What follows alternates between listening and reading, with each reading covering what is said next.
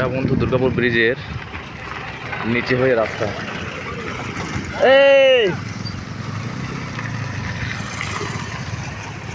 নিচে হয়ে রাস্তা। তো এই রাস্তাটা বানানো হয়েছে উপরের ব্রিজটা মেরামত হচ্ছে বলে, ব্রিজটা মেরামত হচ্ছে সেই জন্যে এই রাস্তাটা বানানো হয়েছে। তো নদীর নিচে হয়ে আসতে হচ্ছে এখন, উপরে ব্রিজটা ব্রিজ মেরামত হচ্ছে। যাই হোক, আমাদের জীবনে আমরা দেখে নিলাম নদীর ব্রিজের নিচে হয়ে যাওয়ার অভিজ্ঞতাটাও হয়ে গেল।